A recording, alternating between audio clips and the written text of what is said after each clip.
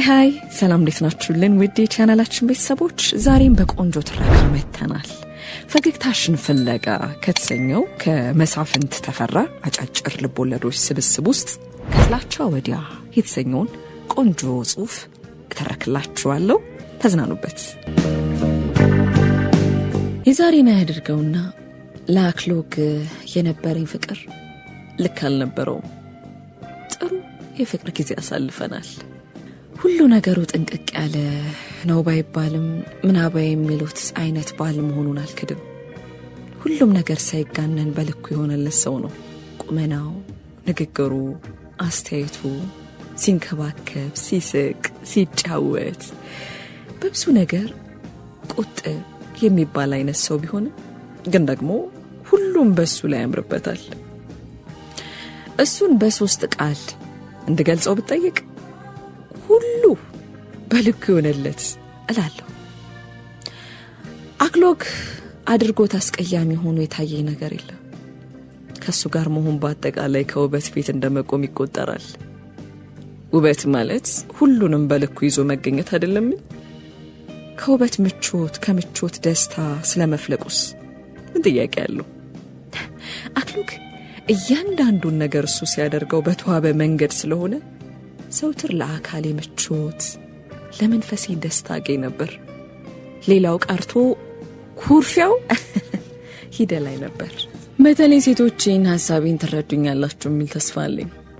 እንደምታውቁት አንዳንድ ወንዶች ኩርፊያቸው የማይታይ መጋዝ ነው። ይገዘግዛል።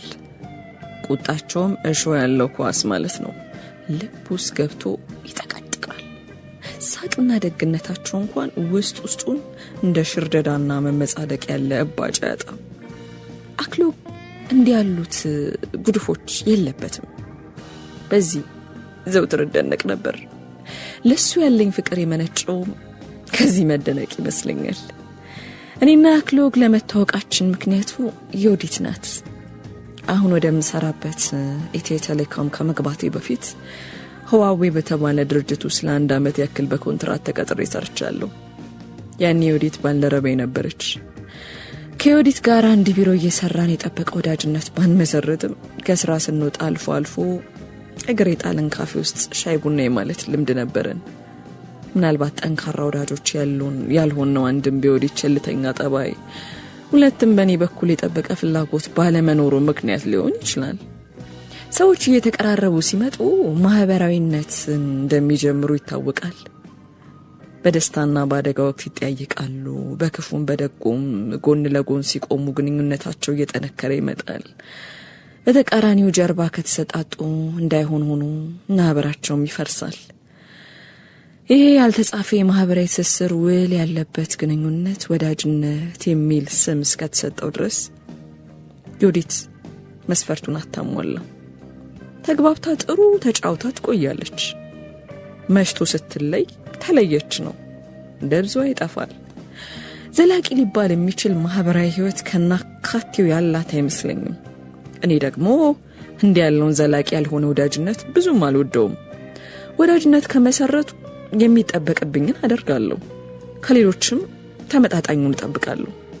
እናም ይሄንን ታሳቢ አድርጎ ከዮዲት ጋር የነበረን ግንኙነት ጓደኝነት ደረጃ ላይ ያልደረሰ አይነት ሲሆን ቀደም ብዬ እንደነገርኳችሁ አልፎ አልፎ እየተጨዋወትን ማምሸታችን አልቀረም።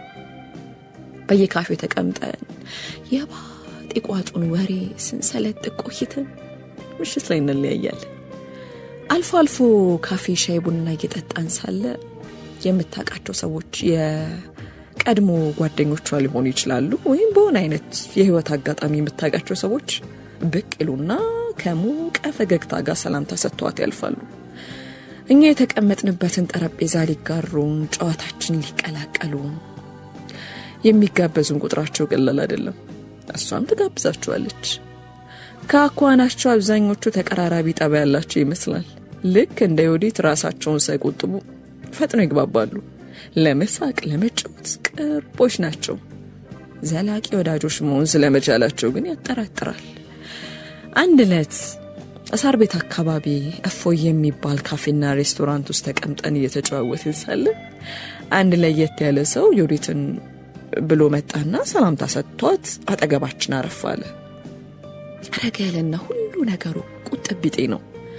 እንደ ሌሎቹ ጩኸታም ጓደኛ የሚለው ይመጥናቸው አይመጥናቸው ባላቅም ይሄኛውም የባጤ ቋጡና እንዳፍታው ካክቶ ይሄዳል ብዬ በጠብቅም አሰብኩት በተቃራኒው የሚመደብ ከዛ በላይ ከጠበቅኩት አይነት ሰው ውጪ ሆኖ አገኘሁት።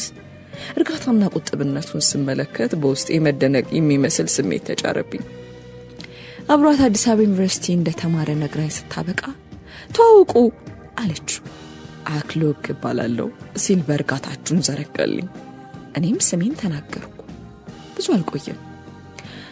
አንዳንድ ዩኒቨርሲቲ ትዝታቸውን አውርተው አብሯቸው የተማሩ ሰዎችን ስም አንስተው ጥቂት ከተጫወቱና ስልክ ከተለዋወጡ በኋላ ለመሄድ ተነሳ።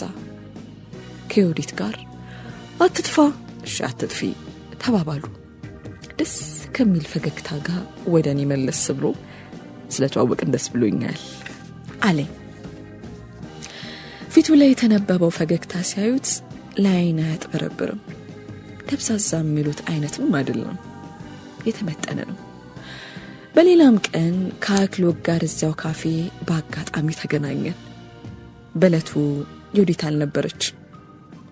እየገባው እያለ ተያየን። እኔን ሲጠብቅ እንደነበር ሁሉ ከፊት ወዳለ አንድ ወንበር እየጠቆመ አረፍ እንድል በፈገግታ ተሞልቶ ጋብዘኝ። ግብዣውን እምቢ ማለት አቅሙ አልነበረኝም። ጨዋታ ተጀመረ። ብዙ ተጫወትን። ምን ስናወራ እንደነበረውንም ብዛም ትዝ አይለኝም፣ ግን እንደ መጀመሪያ ጊዜ የምናወራው አጀንዳ አተን እንዳልተቸገረን አስታውሳለሁ። በለቱ ስልክ ቁጥር ተቀያይረን ስለነበር ከአክሎግ ጋር በሌላ ጊዜም ተገናኝተን ብዙ አወራን። የሚናፈቅ እንጂ የሚሰለች ነገር እንደሌለው ለማወቅ ብዙ ጊዜ አልፈጀብኝም። በተገናኘን ቁጥር እሱም በኔ እኔም በሱ እየተሳብን በአጭር ጊዜ ውስጥ ተቀራረብን። ቅርርባችንም ወደ ፍቅር ተለወጠ። ይሄ ሁሉ ሲሆን ሁለታችንም ዮዲትን ከነመፈጠሯ ረስተናት ነበር። ስለሷ ተነስቶ ያወራነው ከ2 ወይም ከ3 ጊዜ የሚበልጥ አይመስለኝም። ዩኒቨርሲቲ ተማሪ እያሉ ተመሳሳይ ክፍል ውስጥ ከመማር በዘለለ የጠበቀ ጓደኝነት እንዳልነበራቸው ነገረኝ። ወሬያችን ከዚህ በላይ ገፍቶ አልሄደም። ዋቡ የነበረኝ የ1 ዓመት ኮንትራት ሲያልቅ እኔ ኢትዮ ቴሌኮም ስራ አግኝቼ ገባው። ዮዲት የት እንደገባች አላቅም። ድሮም በጓደኝነት ተስፋ የምጥልባት አይነት ሴት ስላልሆነች ያን ያህል አጠንክሬ ልፈልጋት አልሞከርኩም። የዛሬ 4 ዓመት ገደማ ከአክሎግ ጋር ፍቅራችን ሰምሮ በተዋወቅን በወራት ዕድሜ ውስጥ በትዳር ተጣመርን። ተጋብተን በአንድ ጣሪያ ስር አብረን ስንኖር በብዙ ነገሮች ደስተኛ ሆኜ በአንድ ነገር ብቻ ቅሬታ ይሰማኝ ነበር። የብዙ ትዳሮች የመጀመሪያ ጭንቀት አብሮ የሚያኖር ፍቅር፣ በቂ የሆነ ገቢና የሚያግባባን ጠባይ ባይኖረንስ የሚል ነው። ቀጥሎ እኛ እንደተፈቃቀድ ነው ሁሉ ቤተሰቦቻችን ባይፈቃቀዱስ የሚል ስጋት ይከተላል። በዚህ በኩል እኔና አክሎግን የገጠመን እንከን አልነበረም። ይልቁንስ ዋና ጭንቀታችን የነበረው የአብራካችን ክፋይን ማየት ባንችልስ የሚል ነበር። በተለይ እኔ ልጅ መውለድ አለመቻላችን ዘውትር ያሳስበኝ ነበር። እንደፈራሁትም ለአክሎግ ልጅ ሳልወድለት ለዓመታት ቆየው። ችግሩ የነበረው በእኔ በኩል መሆኑን ካወቅኩ በኋላ ምን ያክል ነገሩ ከባድና አስጨናቂ ቢሆንም ጊዜ ማጥፋት ግን አልፈለግኩም። በግልጽ አፍ አውጥቼ አክሎግ ሌላ ሚስት አግብቶ ልጅ ቢወልድ እንደማልከፋ ይልቁን ለሱ ደስ እንደሚለኝ ነገርኩት። ቢፈታኝ ምንም ስህተት እንደማይኖርበት ጠቅሼ ደጋግሜ ለምኜዋለሁ። አክሎግ ግን አሻፈረኝ ብሎ ቆየ። እንዲያውም ቃል በቃል ይሄን ሐሳብሽ ገና ለገና ምኑንም ለማላቀው ላልወለድኩት ልጅ ብዬ አንቺን ልፈታሽ አልችልም። አትልፊ፣ አታሳምኚኝ። ፍቅር ያላየሁበት ልጅ ከአንቺ ገውዷ ሚስቴ ፈጽሞ ሊበልጥብኝ አይችልም። ምናልባት አስፈላጊ ከሆነ ሁለታችን በጉዲፈቻ ቢሆን ልጆች ይኖሩናል እንጂ ከሌላ ሴት አላደርገው። ፈጣሪ ከፈቀደ ወደፊት አንቺ ራስሽ ታረግሽ ይሆናል። ያኔ ከማድጎቹ በተጨማሪ የራሳችን ልጆች የአብራካችን ክፋዮች ይኖሩናል። በተረፈ ግን እባክሽ እንደዚህ አይነት ጉዳይ በድጋሚ አታሽብኝ እባክሽ እለምንሽ ነበር ያለኝ። በወቅቱ ታግሎ ከአንደበቴ ይህን ስሰማ እንደ ቋጤ ትከሻ ትከሻዬን የተጫነው ሸክም ወዲያው ነበር የቀለለኝ። እሱን የማጣት ስጋቴም ጨርሶ ከልቤ ተፋቀ። ተስፋን ይዞ በስጋት ከመኖር እስከናካቴው ተስፋ ለማድረግን እመርጣለሁ። ለዚህም ነበር ደፍሬ አክሎግ እንዲፈታኝ የጠየቅኩት። ከልጅ ወይም ከፍቅራችን አንዱ እንዲመርጥ እድሉን የሰጠሁት። አክሎግ ሙሉ ለሙሉ የኔ እንዲሆን ወይም ጨርሶ የኔ እንዳይሆን ነበር ፍላጎቴ። በተረፈ በተመሳሳይ ጊዜ የኔም በሌላም ሰው መሆኑን ግን አልሻም። በፍጹም እንዲህ ያለውን ነገር በህይወቴ አልፈቅድም። ድሮም ሆነ ዛሬ ይሄ ጸና አቋሚ ነው። እናም አክሎግ ያንን ማረጋገጫ ከሰጠኝ በኋላ ዳግም በትዳሬ ደስተኛ መሆን ጀመርኩ። በሙሉ ልቤ አፈቅረዋለሁ። አምነውም ጀመር። ከስጋት ነፃ ሆኜ እየወደድኩት አብሬው ኖርኩ። እስከዛ የተረገመች ዕለት ድረስ ፍጹም ደስተኛ ነበርኩ።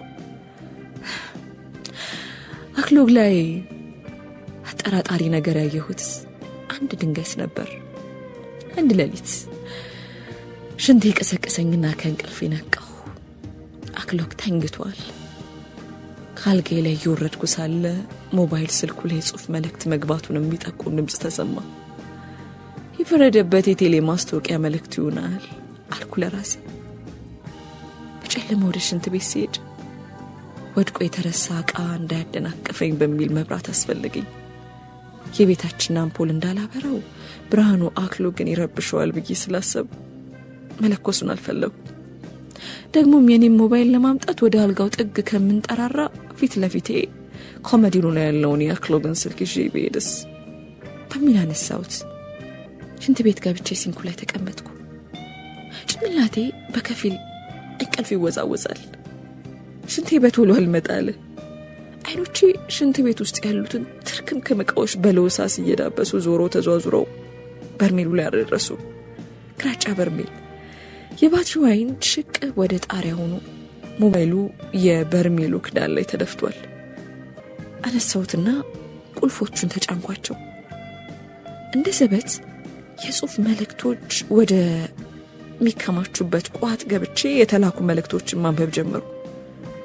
መጨረሻ ላይ የገባው መልእክት ብዙ ትርጉም የማይሰጥ ነገር ተጽፎበታል። ምናልባት አንዱ ሰካራም የላከ ይሆናል አልኩ ለራሴ።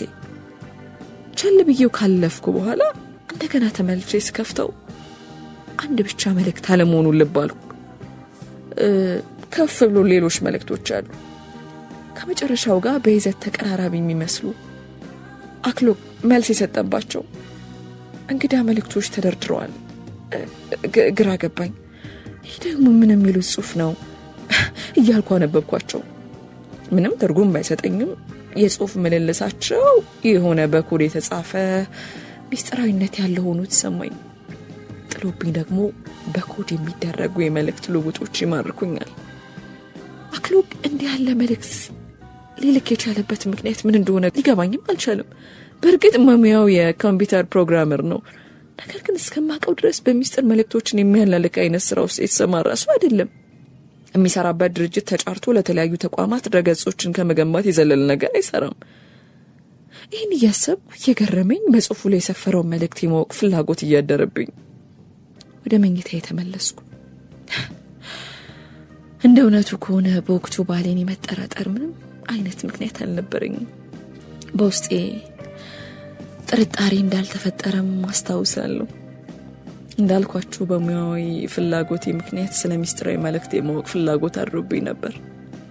ይህን አልክድም። ነገር ግን የማወቅ ፍላጎቴ ምንጩ ባሌን ከመጠርጠር የተነሳ ሲሆን ዝም ብሎ ለማወቅ ብቻ ነበር። አለ አይደል? ምንድነው ባክህ ጽሑፍ ብለን አቅለን ጠይቀን የምናገኘው ምላሽ? ምናልባት ምላሾቹ በውስጣቸው ተራ የሆነ ጉዳይ ሊይዙ ወይም በተቃራኒ የሚያስደንቅ አይነት ሐሳብ ሊያመጡ ይችላሉ። የማወቅ ፍላጎቴ ከዚህ ዘለል አልነበረም። አሁን ላይ ሳስበው ግጥምጥሞሹ እንደ ተአምር የሚቆጠር ነው። አክሎግን በዚያው ድግት ቀስቅሼ እንደማልጠይቀው ገልጽ ነው። ጠዋት ይደርሳል ብዬ ልተውም አልቻልኩም። በአንድ በኩል የማወቅ ፍላጎት ያለ፣ በሌላ በኩል የተማርኳቸውን ቴክኒኮች ተጠቅሜ የተመሰጠረውን መልእክት በራሴ መንገድ መስበር ከቻልኩ ሞክርስ የሚል ሀሳብ መጣልኝ። ኮዶቹ አይምሮ ውስጥ ታትመዋል። ሞባይሉን ያገኘሁበት ቦታ መልሼ በጀርሜ ጋደ በካልኩ በኋላ አክሎግ ሊሰጠኝ ስለሚችለው ምላሽ የራሴን ግምት ማሰላሰል ጀመርኩ። እንቅልፌ እንደሆነ ጠፍቷል። በነጋታው ወደ ስራ መገባው ከምሳ በኋላ 9 ሰዓት ላይ ስለሆነ እንቅልፌ መጥፋትን ብዛም አላሳሰበኝም። የተለያዩ ሐሳቦችን በመናቤ ሳወጣና ሳወርድ የመሰለኝን ግምት ሳስቀምጥ የዶሮ ጩኸት ተሰማ። ረፋር ላይ ከመኝታዬ ስነሳ አጠገቤ አክሎግ የለም። ከመዲናው ላይ መዳፍ በምታክል ብጣቂ ወረቀት የእንቅልፍሽን ጥልቀት ስመለከት ቀስቅሼ ላነቃሽ አልፈለኩም። ከሞሊ ጋር ቁርስ በዳቦ በወተት በልቼ ወደ ስራ ሄጃለሁ። መልካም ቀን የኔ ቆንጆ እወድሻለሁ የሚል የእጅ ጽሑፍን አነበብኩ። ሞሊ ድመታችን ናት። ሰዓቴ ደርሶ ቢሮ እስከምገባ ድረስ ስለ ሌሊቱ መልእክት እያውጠነጠንኩ ነበር። ምግብ ሳበስል፣ ገላይን ስታጠብ፣ የስራ ልብሴን ስደርብና ለመክሰስ የሚሆነንን ምግብ በጎድጓዳ ሳህን ቋጥሬ ከቤት እስከወጣ ማሰላስለው ስለ መልእክቱ ነው። መንገድ ላይ ያለው አንድ ሀሳብ መጣልኝና መልእክቱ የተላከበትን ቁጥር ለማስታወስ ሞከርኩ። በኮድ ለተላከለት መልእክት አክሎግ መልስ ከሰጠበት ምናልባትም ከባለ ስልኩ ጋር በድምጽ የሚያወር ይሆናል። ታዲያ ለምን የቴሌ ዳታቤዝ ተጠቅሜ ለመጨረሻ ጊዜ ተደዋውሎ በድምጽ ያወሩትን አልሰማም አልኩ ለራሴ። እውነት ላችኋለሁ፣ በዚህ መልኩ የጀመርኩት መንገድ ባሊ እንድጠረጥረው የሚያደርግ ደረጃ ላይ ያደርሰኛል ብዬ በፍጹም አልጠበቅኩም ነበር። የተደዋዮች የድምጽ ልውውጥ ሪካርድ ተደርጎ ከሚቀመጥበት የቴሌ ዳታቤዝ ላይ ፈልጌ በፍላሽ ከገለበጥኩ በኋላ ላፕቶፕ ላይ ከፍቼ ሰማው። የከዛ ጆሮዬን አላመንኩ። እንደ ጽሑፉ መልእክቶቻቸው የድምጽ ንግግራቸው በኮድ የተከናወነ አልነበረም። ግልጽ የሆነ ንግግር። በዛኛው የስልክ ጫፍ የሚሰማው ድምጽ የሴት መሆኑ እንዳወቁ ስለ ኮድ ምናምን ረስቼ ሙሉ ቀልቤ የሚያወሩትን በመስማት ተጠመደ። ልብ ብዬ ድምጹን ስሰማው ደግሞ ሴቷን አውቃታለሁ። ዮዲት ናት። ዮዲት ከመሆኗ በላይ ከአክሎግ ጋር የሚያወሩባቸው የወሬ አጀንዳዎች የዓመታት እምነቴ የሚንዱና ቅስሜ ተሰባብሮ ሌላ ሰው እንደሆነ የሚያደርጉ ነበሩ። አቅሌን ስቼ በተቀመጥኩበት ሸርተት አልኩ።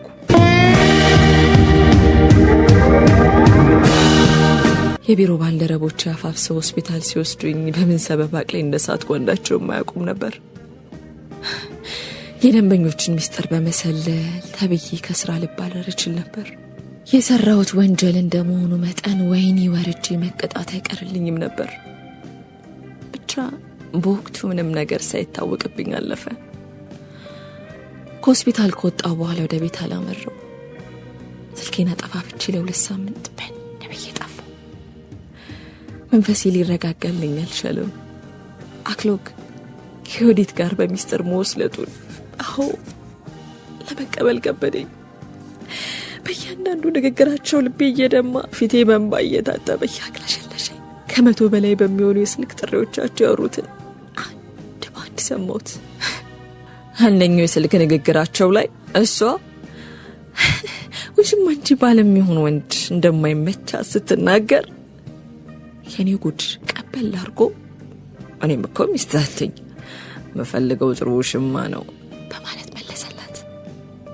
ይህን ተባብለው እኩል ሲሳሳቁ ምን ልሁን ወድቄ በጩቤ እየተቀደደ ያክል አስቀያሚ ቅስቃሴ በአንጀቴ በኩል ሲያልፍ አቤት ስሜቱ በሰግደ ነው። አሁን ላይ ሳስበው ምን ያህል ታውሬ ነበር እላለሁ። እስኪ ያስቡት፣ አክሎግ 2 ዓመት ለተሻገረ ጊዜ ከዮዲት ጋር ሲገናኝ አንድ ቀን ጥርጣሬ የሚያመነጭ ነገር አላየሁበትም። ልጁን ወልደዋል እኮ። ለዓመት ከ6 ወር የሆነው ልጅ አላቸው። ይሄ ሁሉ ሲፈጠር እኔ አላቅም። ዮዲት ጠቅልላ ሐዋሳ ስለምትኖር ልጁ የተወለደው እዚያ ነበር። ይህ ማለት አክሎግ በመስክ ስራ ሰበብ ያ ሁሉ ጊዜ ወደ ደቡብ ሲመላለስ የነበረው ውሽማና ዲቃላ ልጁን ለማየት ነበር ማለት ነው። አንዳንዴ 2 ወር ባልሞላ ጊዜ 3-4 ሲጓዝ ድርጅታችሁ ዋና ቢሮውን ደቡብ ላይ ከፈተ ከሚል ተራ ትረባ በዘለላ ጠንክሬ ስለመስክ ስራው ልጠይቀው አልሞከርኩም ነበር። ከዛ ምን እንዳደነዘዘኝ ግን አላውቅም። ቁጭት፣ ቁጣ፣ መብከንከን፣ ቅዠትና የመሳሰሉ ስፍርቅርቅ ስሜቶች ሰነበቱብኝ። ለ2 ሳምንት ራሴን ሰውሬ በቆየሁበት ወቅት የገጠመኝ ስሜት መደበላለቅ እንዲህ ተብሎ የሚገለጽ ግን አይደለም። ከድሮም ለቁም ነገር ማስባት ሴት ስላልሆነች የወዲት ነገር ብዙ አልደነቀኝም። እኔን የጎዳኝ ግን አክሎግን ማመኔ ነው። ያን ሁሉ ቆሻሻ ነገር ከጀርባ እየሰራ እንዴት እንቅልፍ ሊወስደው ቻለ? ደግሞ እኮ አቅፎኝ ይተኛል። አይኔን እያየ እወድሻለሁ ይለኛል። ይሄ ሲናገር ለአመል እንኳን ምላሱን አላደናቀፈውም፣ አይኑም ሰበር አላለም። ደሳ እንዳልወደድኩት አምርሬ ጠላሁት። መላክ ይመስለኝ የነበረው አክሎግ በህይወቴ ውስጥ የገባ አይጥ ሆኖ ታየኝ። ተሽሎክልኮ የሚኖር አይጥ፣ ከአንዱ ጉድጓድ ወደ ሌላው መዝለል ቁም ነገርን ያደረገ አይጥ። ከዛ ላይ ይቻለው እሱ ማለት መላክ መስሎ ለመተወን የማለ የሰይጣን ፈረስ ነው። እውነቴ ተሰብሯል። ትዳራችን ልክ እንደ ፊት ቀዳዳ በቀዳዳ ሆኗል። ለዚህ ተጠያቂው እሱ ነው፣ አክሎግ። በሩ እያለለት በመስኮት መሽለክለክ የመረጠው ወስላታ ልክ እንደ አሻንጉሊት ቆጥሮ ተጫውቶብኛል። ለሰራብኝ ኃጢአት መቀጣት እንዳለበት አምናለሁ። አዎ መቀጣት አለበት። ዋናው ጥያቄ በምን መልኩ የሚል ነው።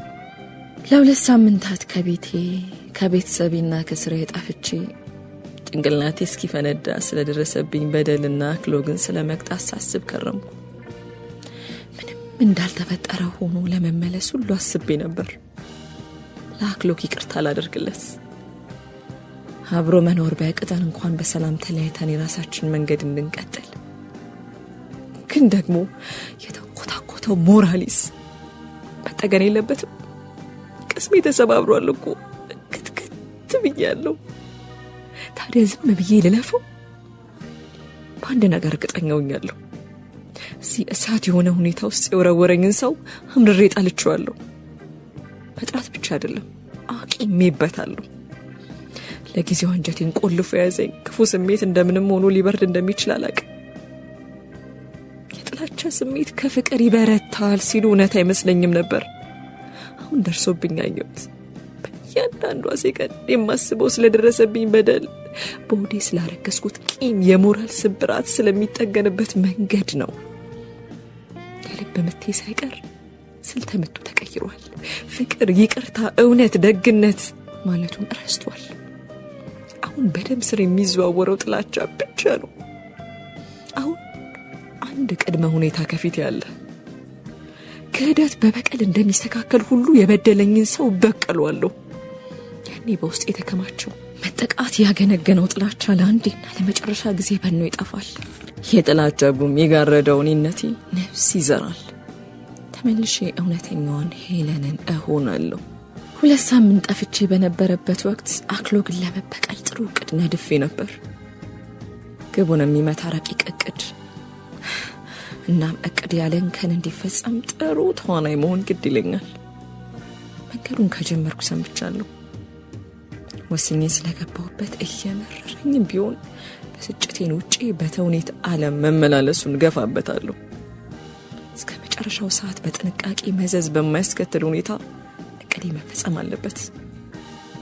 በአክሎግ ምክንያት ምንም ነገር ማጣት አልፈልግም። ከሱ መጉደል በቀር ሁሉም ነገር እንደ በፊቱ እንዲቀጥል ነው ፍላጎቴ።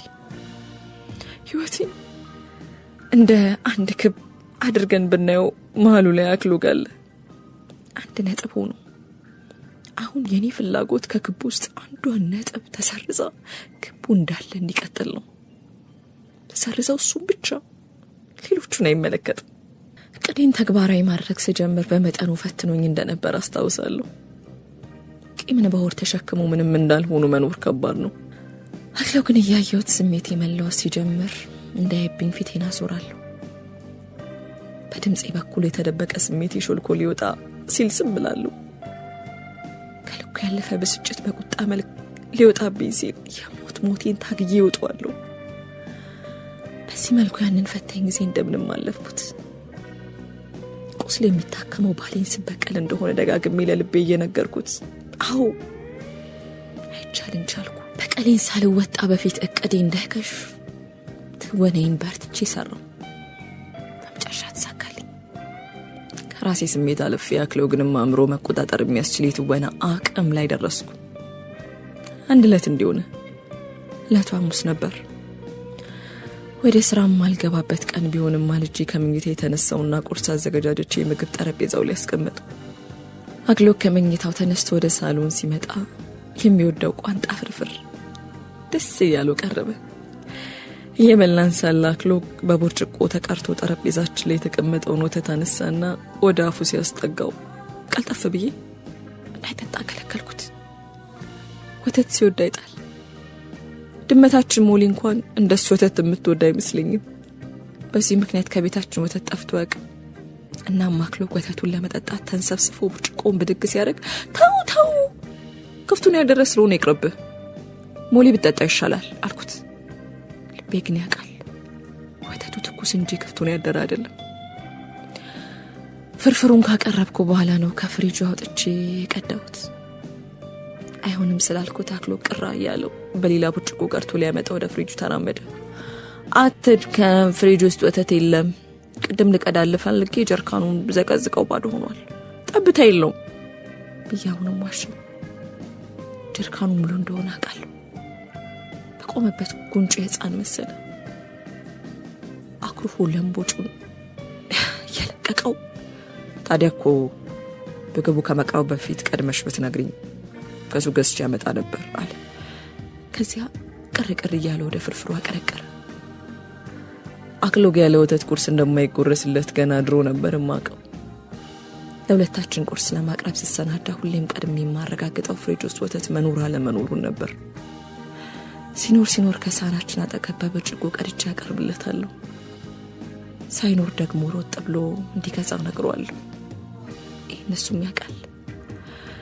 የዚያን ዕለት ቅር እያለው ፍርፍሩን ያለ ወተት ለመብላት ማቀርቀር ሲጀምር ከትከት ብዬ ሳቅ።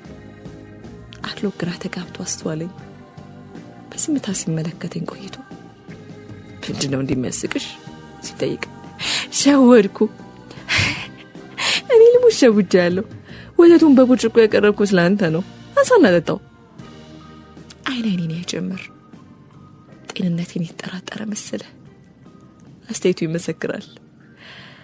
ከዚህ ቀደም እንደዚህ ያለ አመል እንደሌለኝ ስለሚያውቅ ሁኔታዬን ከጤናዬ እንዳልቆጠረው አይኖቹ ይናገራሉ። አልነገጥኩም። ግራ መጋባቱን በመጠኑ ፈልገዋለሁ። ፈገግታዬን እያሳየሁት ተረጋግቼ እውነቴን ነው ውዴ፣ ወተቱ ያንተን ድመቱ አይደለም አልኩና ጉንጩን ስሜው ወደ ወንበሬ ተመለስኩ። አክሎግ በግማሽ ጥርጣሬ እያየኝ የእውነቴን ነው አልኩት። አረ ክፍቱን ያደረ አይደለም ሲል ጠየቀ። አይደለም ስል አንተ ደግሞ ቀለ ገባም እንዴ ቆጣ እንደማለት ብዬ ጥቂት ካመነታ በኋላ ብርጭቆውን አንስቶ አሸተተው። ቀና ብሎ አየኝ። በትንፋሹ ፉታለና ምላሱ ላይ አጣጣሙ። ጨመር አድርጎ ተጎነጨ። በቁረጣ እያየው በወዴ ይስቃለሁ። እጁን ወደ ሳህኑ ልኮ ከፍርፍሩ ጠቀለለና አንድ ጊዜ ጎረሰ። ከዛ ያለ ስጋት ወተቱን ሲጠጣው ሳይው ደስ አለኝ። እቅዴ መስመሩን ይዞ መሄድ ጀምሯል። ሳቅና ቁጣይን በተገቢው ቦታ መጠቀም ችያለሁ። ከምንም በላይ አክሎግ አፍንጫው ስር ምን እየተከናወነ እንዳለ አለማወቁ ሆዴን ፍንድቅድቅ አድርጎኛል።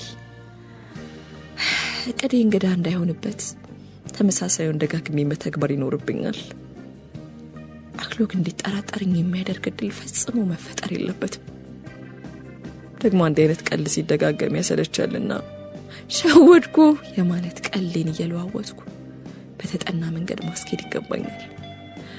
አዲስ ያመጣሁትን አመል እንዲወደው ለማድረግ ልዩ ልዩ ቅመሞችን ለማከል በሚገባ አስቤበታለሁ። በሌላ ቀን ቡና አፍልቼ ሰጠው። ቡናው ላይ ወተት ጠብ ባደርግበትና የላም ወተት እንዳይመስልህ አልኩት። አክሎግ እንደ ለማዶ ግራ እየተጋባ በመስል አይኑ አየኝና ታዲያ ምን ወተት ነው አለ። ጥያቄ የሚጠበቅ ነበር። ከጡቴ ጨምቄ ነው በማለት ተረጋግቼ መለስኩ። የቀለድሽ ነው አይደል? ጡቴ ተጨምቆ ወተት እንደማይወጣ አክሎግ ያውቃል። ከየት መጥቶ? ለጥያቄው መልስ እንድሰጠው ሲጠብቅ ችላ በሚል አኳኋን ፊቴን ወደ ጀበናው መለስኩት። ሁለተኛውን ቡና ለማፍላት ከሰል ማንደጃውን በፕላስቲክ ማራገቢያ እያራገብ በየመሃሉ ሰርቄ አክሎግ ነው ያለው። አንዴ ቡና ሲኒውን አንዴ ወደኔ አፈራርቆ እያየ የእውነት ላም ወተት አይደለም ደግሞ ጠየቀ። እኔ ጌታ አስጠላ እንዴ? ጡቴን የምትወደው መስሎኝ በማለት አፈጠጥኩበት። ድርቅና የራሴን አስገርሞኛል። ያልጠበቀው ጥያቄ ስለሆነበት ለመስ ተቸገረ። አንደበቱ እየተንተባተበበት ማለት እንዴት አለ። ምን እንዴት አልነው? እስከዛሬ ከአካልሽ ሁሉ የምወደው ጡትሽን ነው ትለኛል ነበር። እሱማ ወደዋለሁ፣ እጠላዋለሁ መች ወጣኝ። ታዲያ ምን ችግር አለው ቡናውን በጡቴ ወተት ብጠጣ? አይ እንደሱማ አይሆንም፣ ጥሩ አይመጣም። ለምን? ምን ችግር አለው? ለምሳሌ ብርቱካን እየወደድክ ጭማቂ ሲሰጥ አልጠጣም ልትል ነው? ዝም በላ ንገረኛ። አልጠጣም ትላለህ ወይ? ያና ይሄ የተለያዩ ነገሮች ናቸው እኮ። በምን ምንም የሚያያቸው ነገር አለ? የሚመልሰው ተቸግሮ ዝም አለ። ዝምታውን በእምቢታ ተርጉሜ እንደዚህ ነው እሺ ተው ይሁንልህ። እኔ ሲቀልኝ ነው ታዘብኩ። ይህን ያህል ምን ችግር አለው ብጠጣ? ሚስት አይደለው ይዛ አልኩ ከውሸት ኩርፊያ ጋር። እኔ እንደሱ ለማለት ፈልጌ አይደለም። አይ ተው በቃ ተወው ያልከውን ብለሃል። እሺ በቃ አታኩርፊ፣ ይቅርታ። ሳቅ እያለው ቡናውን በወተቱ አጣጥሞ ከጠጣ በኋላ እንደ መቀለድ ይቃጣው ጀመር። አንቺ እንደዚህ ጣፍጣል እንዴ? በአንዴ ድገሚኝ ብሎ በሳቅ ሲንከተከት አበራሽ ካካው። ከዚያ ዕለት ወዲህ አክሎግ እንዲህ አይነት ጨዋታዎች እንደ ቀልድ መቁጠር ጀመረ። እሱን ወደ ወጥመድ ለማስገባት የማደርጋቸው ጥረቶች ለሱ እንደ መዝናኛ ሆኑለት። እሱ በጨዋታው ካንጀቱ ሲስቅ፣ እኔ እቅድ እየሰመረ መሆኑን እያሰብኩ አብሬው ከልቤ እደሰታለሁ። አልፎ አልፎ ማር በዳቦ ሊበላ የማረቃውን ሲከብስ ከንፈሬን በማሩ እልሰውና ወደ አፉ ጠጋለሁ እንዲስመኝ። እሱ ከዳቦ በፊት ማር የተቀባ ከንፈሬን ያጣጥማል። አንድ ዕለት እንዲሁ ማር በዳቦ ስንበላ ቀደሜ ማረቃ ውስጥ ምራቄን ጠባረው አክሎግ አይቶኛል። ከዚያ በማንኪያ ጠቅሼ ማሩን ዳቦ ላይ ቀባሁት። አይኑን ሳይነቅል ማደርገውን ይከታተላል።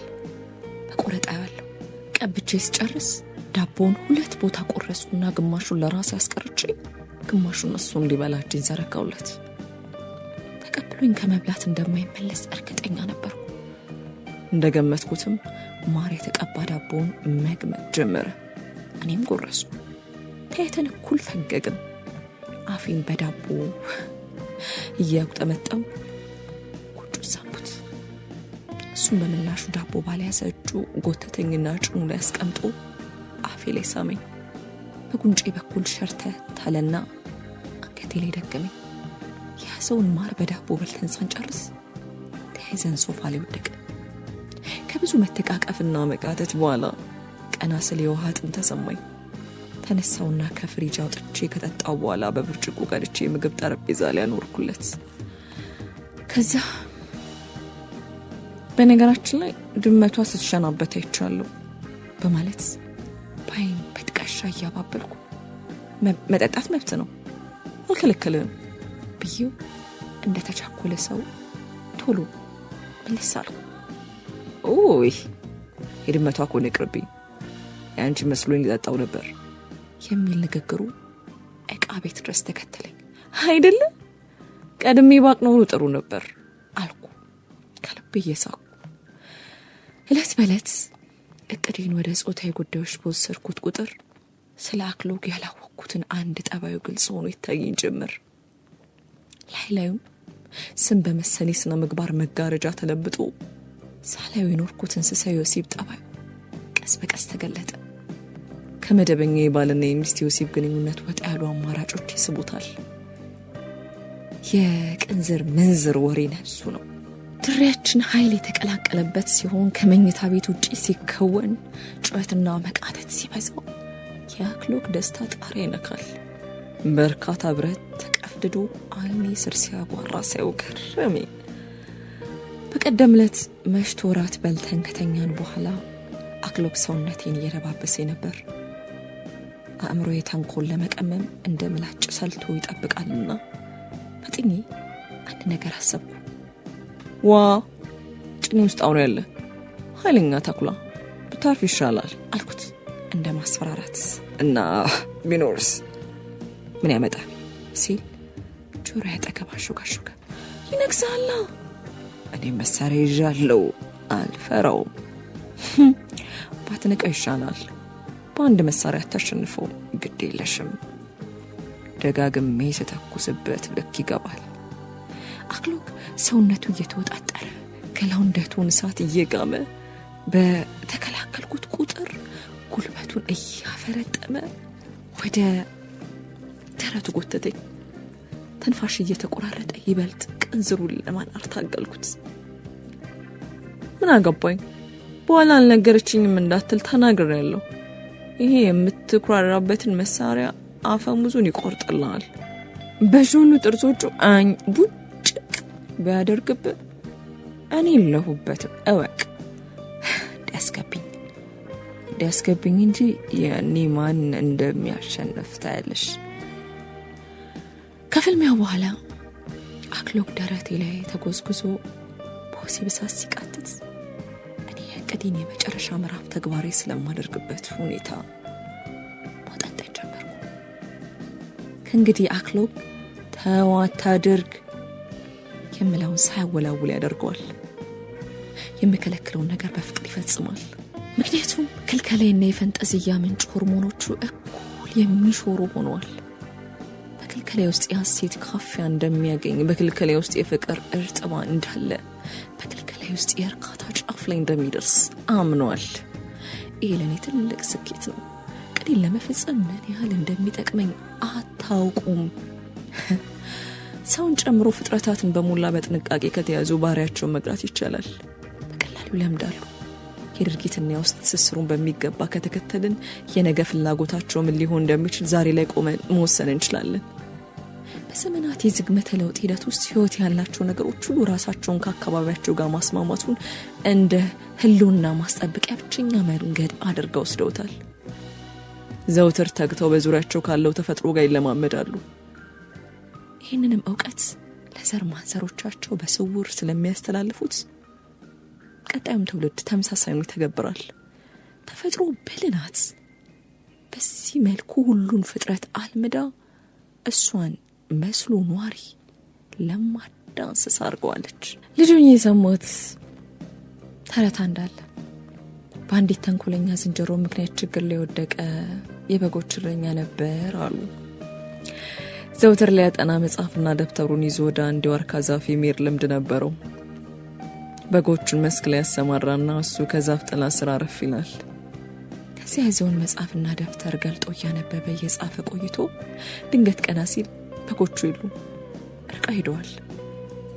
እስክሪብቶና ደብተሩን እዚያ ዋርካ ስር አስቀምጦ ንፋስ እንዳይወስድበት ደግሞ ጠጠር ቢጤ ጣል አድርጎበት በጎቹ ወደ ሄዱበት አቅጣጫ ሮጠ። በጎቹን ይዞ ወደ ዋርካው ሲመለስ ደብተሩ እንዳስቀመጠ ሆኖ አላገኙም። ካናቱ ላይ ያኖረው ድንጋይ ተነስቶ በዚያ ላይ ደብተርና መጽሐፉ ቦታቸው ተቀይሮ ነበር የጠበቀው።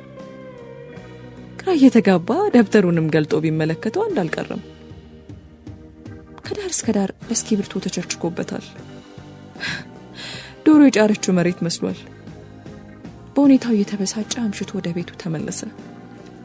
በሌላ ቀንም ተመሳሳይ ነገር ገጠመው። ለሶስተኛ ጊዜ ሰለሰው። ርቀው የሄዱ በጎቹን ይዞ ወደ ዋርካው ሲመለስ ሁሌም ደብተሩን ተቸክሽኮበት ያገኛል። በኋላ ነገሩን ሲደርስበት ለካ እንዲያ የምትጫወትበት አንዲት ዝንጀሮ ኖራለች። ዋርካ ቅርንጫፍ ላይ በቅጠሎች ተከልላ የሚያደርገውን ስትከታተል ትቆይና ዞር ሲልላት ልክ እሱ እንደሚያደርገው ደብተሩ ላይ ለመጻፍ ትሞክራለች።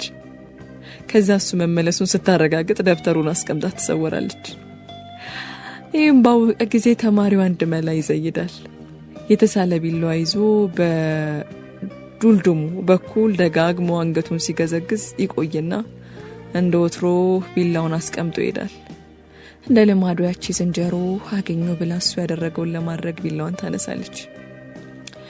ቢላውን ወደ ደረቷ ስትልከው በስለቱ በኩል ስለነበር ጉድ ሆነች። በገዛ እጇ ራሷን ገደለች። አሁን አክሎግ እንደዛች ሞት ዝንጀሮ ሆኗል። እኔም ያለ ፍቃዱ ደብተሩ እንደተነካበት የበጎች እረኛ ነኝ። የህይወቴን መዝገብ እንዳይሆን አድርጎ ጫጭሮታል።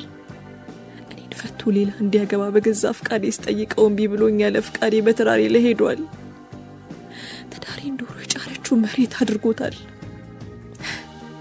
የወዲት እንድትሳለቅብኝ አሳልፎ ሰጠኝ። አዎ የማንም አሻንጉሊት መሆን አልሻም ነበር፣ ግን የሁለቱ መጫወቻው ለዚህ ዋነኛ ተጠያቂው እሱ ነው። ለዚህ ክፋቱ እንደ ዝንጀሮዋ በራሱ የሞቱን ጽዋ ይጎነጫል። የመጨረሻ ወጥመዴን ለመፈጸም የሚያስችሉኝን ሁኔታዎች በጥንቃቄ ነድፌ ቦታ ቦታ ሲያልጃለሁ። አክሎግ ምሳውን ውጪ መብላት ያልፈለገለት ይነክረኝና አዘጋጅቼ ፍሪጅ ውስጥ አስቀምጥለታለሁ። ሲመጣ ሙቆ ይበላል። ቤት የሞል ከሆነ ፍሪጅ ማስቀመጥ ሲያስፈልገን ትኩስ የተሰራ ምግብ አቅርቤ አብረን እንበላለን። ልብ አድርጉ፣ ይሄ ለእቅዴ አንዱና ወሳኙ ምቹ አጋጣሚ ነው። ሌላኛው ምቹ አጋጣሚ ለመፍጠር አክሎግ አንድ ሀሳብ ለሱ አቀረብኩለት። ቤታችን አነስ ያለ ቪላ ነው። በብስራተ ገብርኤል ጀርባ ላፍቶ ሞልን ወደ ቀኝ ትቶ በኮብልስቶኑ መንገድ ወደ ውስጥ ገባ ሲሉ ይገኛል። ጭር ያለ የሚባል ባይሆንም ሰዎች ነገሬ ብለው የሚመጣና የሚገባውን ሰው እንደማይከታተሉ አውቃለሁ። እናም በዚያ ሰሞን ቤት ሰርስረው የሚዘርፉ ሌቦች በሰፈራችን መበራከታቸውን ጠቅሼ አክሎግን ቤታችን ውስጥ የመቆጣጠሪያ ድብቅ ካሜራ ብናስቀምጥ ምን ይመስላል አልኩት። ካሜራው ያስጠላችኋል ብለሽ ነው? ለምን አያስጥልም? ብናርጎ ያስጠናል እንጂ። እኔ አይመስለኝም። አንተ ላለመግዛት ሰንፈ እንጂ በዚህ ዘመን ከካሜራ በላይ ቤት ሰርሳሪ ሌባ መከላከል የሚያስችል ምን አለ? ቢያንስ ማን እንደዘረፈን በካሜራ ማወቅ እንችላለን። አክሎግ የሚከላከልበት ምክንያት አልነበረውም። ባቀረብኩት ሀሳብ ተስማማ። በነጋታው ካሜራውን ራሱ ገዝቶ ከነደረሰኝ ይዞ መጣ። ደረሰኙን ተቀብዬ ጠቃሚ ፋይል የምናስቀምጥበት ቁም ሳጥን ውስጥ አኖርኩት። ደረሰኙ የሚጠቅመኝ ጊዜ ይመጣል። ካሜራውን በሳሎናችን ውስጥ በስተግራ በኩል የግድግዳው መጋጠሚያ ጫፍ ላይ ኮርኒሱ አጠገብ አንጠለጠል ነው።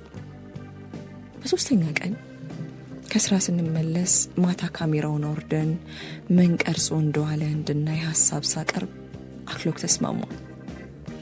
ላፕቶፕ ላይ ሰክተን ስናየው የእውነትም ካሜራው ጥርት አድርጎ የቀረጸውን ምስል በወድቃው አስቀምጦታል። ድመታችን ሞሊ ከወዲያ ወዲህ ስትሽከረከር እያየን ተሳሳቅን። ሁለታችንም ሞሊ እንወዳታለን። በተለይ ለእኔ ብቻዬን ስሆን አጫዋቼ፣ ጭንቀቴን የምትጋራኝ ናት። አንዳንዴ ልጅ ባለመውለዴ ሲከፋኝ እሷን አቅፌ ሹሩሩ እያልኩ አምሮቴን እወጣለሁ። እሷም እንደዚያ ትወደኛለች። ተረኛ የሆንኩ ቀን ስራውዬ ስገባ ካጠገቤ አጠፋም። ስታሻሽኝ ታመሻለች። ካሜራው ከተገዛ 3 ሳምንት እንዳለፈው ማክሰኞ ዕለት አክሎግ ቀድሞኝ ወደ ስራ ለመሄድ ሲነሳ በር ድረስ ሸኘሁት። ከመውጣቱ በፊት ከንፈሬ ላይ ሳመኝ። ለመጨረሻ ጊዜ እንደተሰናበተኝ እሱ ያውቃል። በሩን ከዘጋው በኋላ ዘውትር እንደማደርገው ምሳዬን አዘጋጀውና በሳህን ቋጠርኩ። በሌላ ጎድጓዳ ሳህን ደግሞ በወተት የተፈተፈተ የሽሮ ፍትፍት ልክ አክሎግ እንደሚወደው አድርጌ ያዘጋጀውና ከድኜ ሳሎን ያለው ፍሪጅ ውስጥ አስቀመጥኩት። ከዚያ በጥቁር ፓርከር የማስጠንቀቂያ ጽሑፍ የሰፈረበት ወረቀት በፕላስተር ፍሪጁ ላይ ከለጠፍኩ በኋላ ወደ ቢሮ ሊሄድ ልብሴን ቀይሬ ከቤት ወጣ። ማስጠንቀቂያ ውዴ፣ ፍሪጅ ውስጥ ያስቀመጥኩት ፍትፍት ያንተ አይደለም፣ እንዳትበላው። ውስጡ የአይጥ መርዝ አድርጌበታለሁ። ማታ ከመተኛታችን በፊት አይጦቹ እንዲበሉት እናስቀምጥላቸዋለን። መልካም ቀን፣ እወዳለሁ። በጎድጓዳ ሳህን ውስጥ ከፍትፍቱ ውጪ ምን እንዳለ የምናውቀው እኔና ፈጣሪ ብቻ ነን። ምናልባት አክሎግ የጻፍኩለትን ማስጠንቀቂያ ተመልክቶ ቀጥተኛ ትርጉሙን ከወሰደ እሱም ፍትፍት ውስጥ የአይጥ መርዝ እንዳለ ያውቃል። ጥያቄው ግን አክሎግ እንደዚህ ያደርጋል ወይ? ቀጥተኛ ትርጉሙን ተገንዝቦ ፍትፍቱን ከመብላት ይቆጠባል ወይ? አይመስለኝም። አክሎግ ማስጠንቀቂያው እንደ ቀልድ ይመለከተዋል። ሳላምደው የከረምኩት እንደዚያ እንዲሆን ነው እና ማስጠንቀቂያውን አንብቦ ፍትፍቱን ከመብላት እንደማይቆጠብ እርግጠኛ ነኝ። ያለ ጥርጥር ይበላዋል። ያኔ በገዛቹ ሞተ ማለት አይደል? ለወራት የተነደፈ እቅዴም በመጨረሻ ይሰምራል። አክሎግ መሞቱ ከተሰማ በኋላ ፖሊሶች ምርመራ እናድርግ ማለታቸው አይቀርም። ቢሆንም ምንም የሚያስፈራኝ ነገር የለም። ባሌን በችልተኝነቱ የማስገድጄ መርዝ እንዳላበላሁት ለማስረዳት ምስክር ፍለጋ መባከን አይጠበቅብኝም። ለአክሎግ ማስጠንቀቂያ ጽፌ ፍሪጅ ላይ ስለጥፍ አክሎግም ወደ ቤት ገብቶ ምግብ ፍለጋ ፍሪጁን ከመክፈቱ በፊት ማስጠንቀቂያውን ስለማንበቡ የደህንነት ካሜራዎች ቁልጭ አድርገው ይቀርጸዋል። ሲጠይቁኝ ቪዲዮን ወስጄ ማስረከብ ነው። ከዚያ ነገሩ በስተት የተፈጠረ ተደርጎ ስለሚወሰድ የሚያስከትልብኝ መዘዝ ሊኖር አይችልም። አው አይኖርም። በህይወቴ ክብ ውስጥ እንደ ጉድፍ ሆኖ የተቀመጠው ጥቁር ነጥብ ያለ ምንም ጣጣ ፈንጣጣ ለአንዴና ለመጨረሻ ጊዜ ይሰረዛል። ቀኑ እየተቆጠተም ቢሆን ወደ ምሽት እየተጓዘ ነው። ወደ ቢሮ ከገባሁበት ሰዓት አንስቶ የረባ ነገር አልሰራውም። አሁንም ቀልብ ያለው ቤት ነው። መሽቶ መመለሻ ጊዜ ሲቃረብ የሆነ አይነት ስሜት ሰውነቴን የወረረ ይመስለኝ። ፈራው እንዴ? ለምንድነው ልቤ ይረበሽብኝ የጀመረው? መጸዳጃ ቤት ደርሼ በዚያው ፊቴን በውሃ ረጣጥቤ ተመለስኩ። ሁሉም ነገር በጥንቃቄ እንዳከናወንኩ አስቤ ራሴን ለማደፋፈር ብታገልም ምናልባት ያልጠበቅኩት አይነት አጋጣሚ ተፈጥሮ እቅዴ ቢከሽፍስ የሚለው ማሰቡ የስጋት ሽንቁር እንዲሰፋና የፍርሃት ንፋስ በልቤ ሽው እንዲልብኝ ያደርገኝ ጀመር። ከሁሉ ስጋት የሆነብኝ የመብራት ነገር ነው። መቼም መብራት ኃይል በዛሬው ቀን ጉዳይ ሰራኝም። አዎ መጥፋት የለበትም።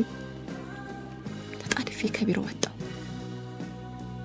በቶሎ ሰፈር ደርሼ የሆነውን አይቼ እስካረጋግጥ አላስችል ብሎኝ ራይድ ታክሲ ደወልኩና ተሳፍሬ መሄድ ጀመርኩ። በጥቁር አንበሳ በሜክሲኮና በሳር ቤት አርጎ ከብሪል የሚያደርሰው መንገድ እንደ ኤሊ በሚቆተቱ መኪኖች ተሞልቶ በየምዕራፉ እየቆምኩ መድረስ አይቀርም። እንደምንም ደረስኩ። ሂሳብ ከፍዬ ባለ ታክሲውን ካሰናበትኩ በኋላ አሁንም አላስቻለኝም። ከወደፊቴ የምትመጣ የቤት ሰራተኛ የምትመስል ሴት ልክ ልንተላለፍ ስንል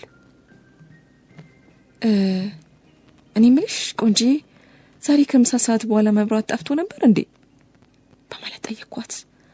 እኔ እንጃ ጠፍቶ ነበር እንዴ መጥፋቱ ትዝ አይለኝም። ተሰናብቻት ልሄድ ስል አይ አልጠፋም አስታወስኩ፣ ቀኑን ሙሉ ነበር። እርግጠኛ ነሽ? አዎ አልጠፋም ነበር፣ እርግጠኛ ነኝ። እሺ አመሰግናለሁ። ግቢያችን ጋር ስደርስ የውጭውን በር እንደ ነገሩ መለስ አድርጌው አለፍኩ። ልቤ ነጋሪቱን እየጎሰመ እግሬ የተከረከመ ያህል ጠረጠር እያለብኝ የቤታችን ደረጃን ወጣሁ። አክሎግ አለ? መልስ የለም። ደረቴ ላይ ቋጥኝ እንደተጫነብኝ ሁሉ ልቤን እየከበዳት እጅ እየተንቀጠቀጠ በሩን ከፈትኩት። ጨለማና መስቀልቀል ሸታ ተቀበለኝ። በዳበሳ የሳሎኑን አምፖል ስለኩሰው ጨለማው ተወግዶ ነጭ ብርሃን ተካለ። አይኖቼ አክሎግን ይፈልጉት ጀመር። ዞር ስል ጠረጴዛው ላይ ግማሽ ያህል የተጎረሰለት የሽሮ ፍትፍት አፉን ሽቅ በከፈተ ጎድጓዳ ሳህን ተቀምጦ ከፊት ለፊት ይድቅና አለ። ካጠገቡ አንድ ጉንጭ የተጠጣለት ወተት በብርጭቆ አለ። አክሎግ ከሶፋው ግርጌ ሸርሰት ብሏል። አፉ ላይና ካፉ ተርፎ ምንጣፉ ላይ የፈሰሰው እንደ የጎረሰ ደረቅ አረፋ እጄ ከሞተ ብዙ ደቂቃዎች እንዳለፉት ስገነዘብ ልገልጸው የሚያደግተኝ ስሜት የሰራ አካሌን ወረረኝ። ደረቴ ላይ ቋጥኝ ወደቀ ያህል ልቤን ጭንጭንቅ አለኝ። ቆምኩበት ደርቄ ቦርሳዬ ከእጄ ሸርተት ሲል ሰይፍ በአንጀቴ በኩል ገብቶ ቀዝቃዛ ደም የሰራ አካሌን ሲያለብሰኝ አቅሌን ልስት አይኔ ብሽ ሀሳቤ ድብስብስ እያለብኝ ወይኔ ጉዴ ሰውነቴን መሸከም አቅቶኝ መውደቄ። ትረካው እንደወደዳችሁ ተስፋ አለኝ። ለቻናላችን አዲስ የሆናችሁ ቤተሰቦቻችን እንደዚህ ያሉ ቆንጆ ጽፎችን እንታረክበት ቻናላችን ነው። ሰብስክራይብ አድርጉ። ከወደዳችሁ ለምትወዳቸው ሁሉ ሼር አድርጉላቸው። ላይክ፣ ኮሜንት መስጠት ይቻላል። እናመሰግናለን።